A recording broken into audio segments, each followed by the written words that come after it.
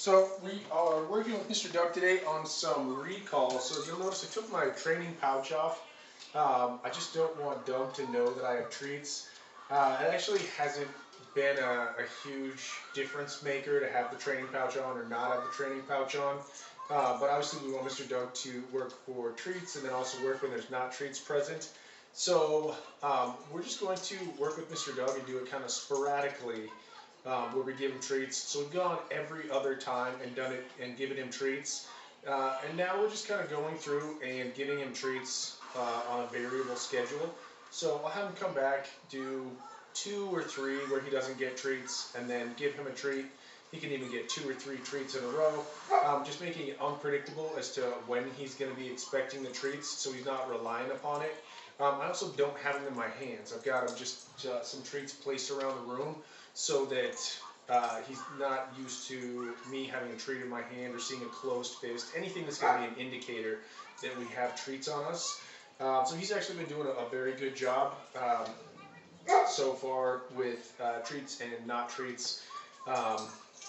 And one last thing, I have my hand smells like a little beefy, and I've also been putting my hand down.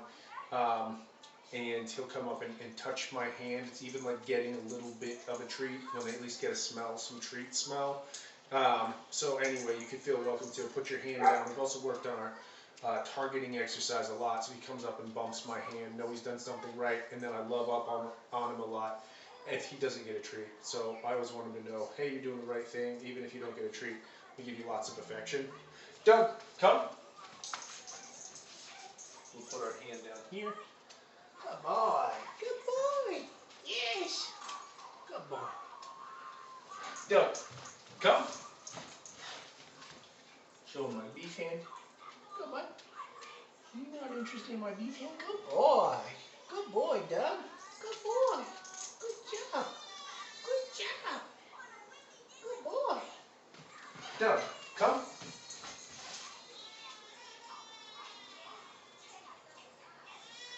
Doug, touch.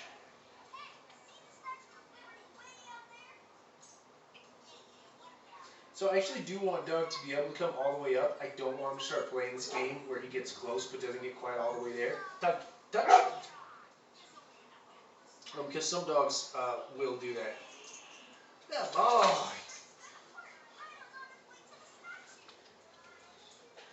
So he was scurrying away there. I'm actually going to have him do a touch a little bit closer. Doug, touch. No click, no treat. Doug, touch.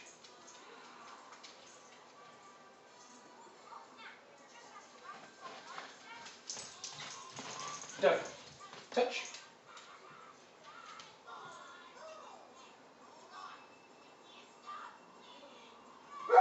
Just going to wiggle our fingers a little bit here.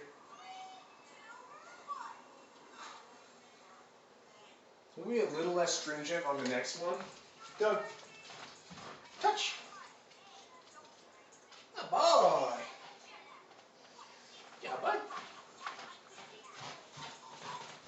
Doug, touch. Good boy. Doug, touch.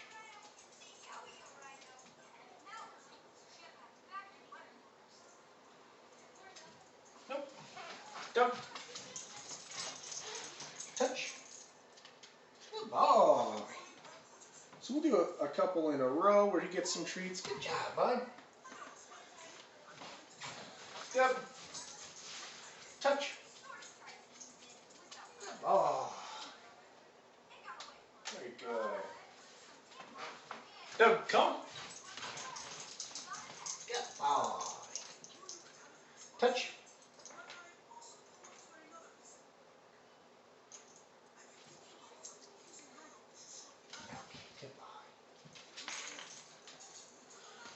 So one key reason that I want Mr. Doug to continue to come up and do touch is because I want to be able to scoop him up. If he comes over, then that's all well and good, but I need to be able to also pick him up. You were saying that what if there was another dog he was running after. So a lot of times we just want to be able to get our dog to come to us and then get close enough that we can scoop our little guys up. So I think it'll be a very good practice for Mr. Doug to get in the habit of coming up and getting close enough. So that could be by recall, as well as touch, just depending on if he gets close enough when he does his recall. Doug, come. Good boy. Ah, that's not bad. Good boy. Doug, come. Good boy. Good boy. So we can grab him there. Good job, bud. Perfect. Doug, come.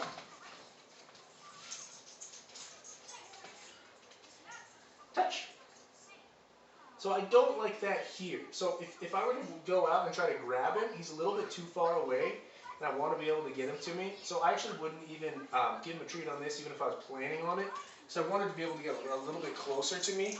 So something that we really need to take into account with our recall. We want him to be appropriately situated. So let's try that again. Doug, come. Good boy. Touch.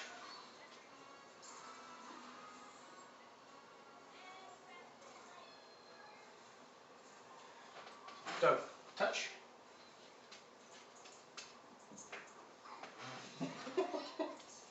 Touch.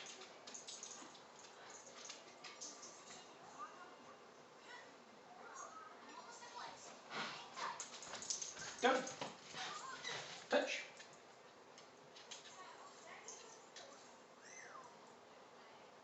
Good boy.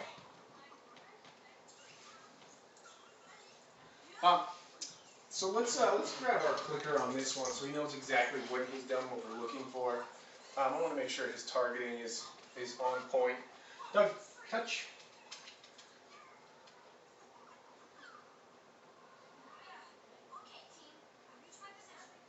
Nope, no click, no treat. So this is going to be one of our big pieces. Doug, touch. Making sure that he is right position exactly where he needs to be. So his recall, he's actually been doing a great job on. So success on that. We also want to make sure he's getting close enough. So I'd say work on recall, also work on targeting. Doug, touch. Yeah, that's better. Good job, bud.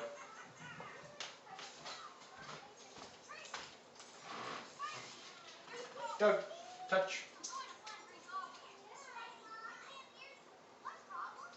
Nope. Doug, touch. Good job, bud.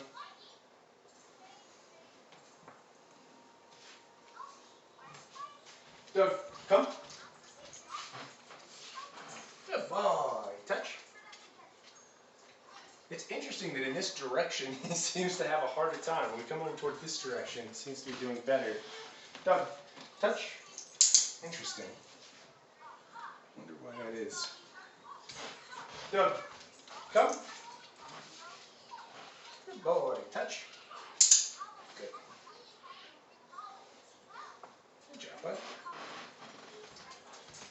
Doug, come. Touch. Good job, bud. Doug, come. Oh. So we could drop the clicker because he knows exactly when he's doing what he needs to do. Doug, touch. Good job, bud.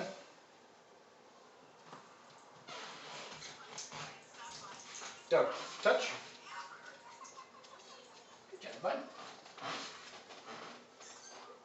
So now that he's kicking butt, we could try a Doug, touch. Good boy. Doug, touch. Good boy. And every other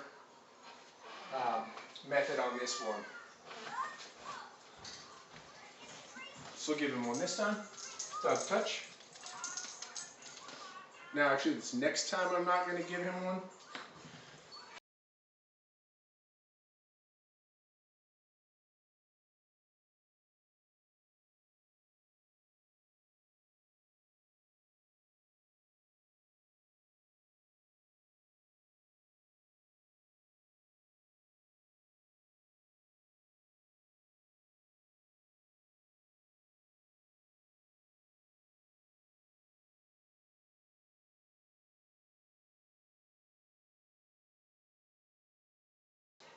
Alright, so really, we just want Mr. Doug to not know when the treats are going to come his way. And like we spoke about earlier, a systematic way to do that is every other time. You can certainly feel free to do a few in a row where he gets a treat, a few in a row where he doesn't get a treat, and just make it variable. And again, make it so that he doesn't know if a treat's in your hand. If we don't have a training pouch on, that's another stimulus that can change with dogs when they notice that. So that's what we're going to work on with Mr. Doug, is just making it where it's an exciting experience. He doesn't know when to expect a treat. And both methodologies would be perfect. You can go every other one, treat, no treat, treat, no treat, and then throw in a couple treats in a row, now a couple without treats, or even 2 on, 1 off, 2 off, 1 on. Anyway, just making it variable, but we do want to give him some love and affection, and make him a happy camper, let him know he's doing the right thing, give him a toy, take him on a walk, any of the various things that he would consider a high value reward.